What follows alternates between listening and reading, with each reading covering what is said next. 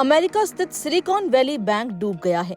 Bank की जमा को अमेरिकी रेगुलेटर ने अपने नियंत्रण में ले लिया। इस कारण दुनिया के शेयर बाजारों में गिरावट देखने को मिली।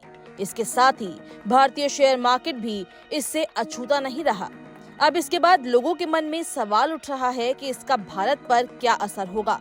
लेकिन उससे पहले जानते हैं कि आखिर कैसे फेल हुआ silicon valley bank. Silicon valley bank का काम दुनिया की स्टार्टअप कंपनियों को फंड करने का था। साथ ही बैंक ने अपना अधिकतर निवेश यूएस बॉन्ड्स में किया था। अमेरिका के केंद्रीय बैंक फेडरल रिजर्व की ओर से ब्याज दर बढ़ाने के कारण बॉन्ड्स की वैल्यू कम हो गई।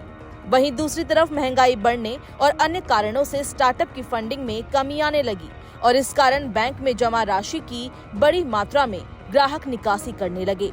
बैंक को सभी ग्राहकों को भुगतान करने के लिए अपने बॉन्ड्स को नुकसान में बेचना पड़ा। बैंक ने बताया कि इस कारण उसे करीब $2 अरब का नुकसान हुआ।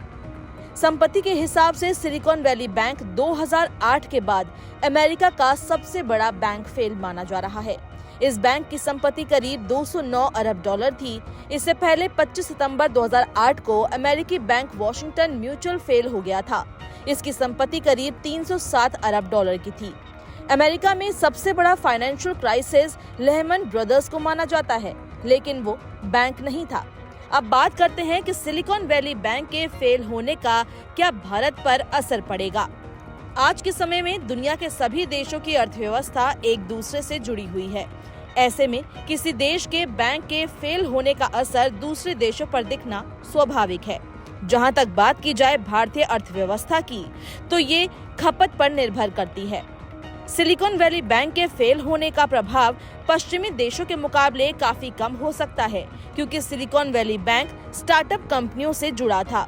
इस कारण कुछ प्रभाव देश की स्टार्टअप कंपनियों पर हो सकता है।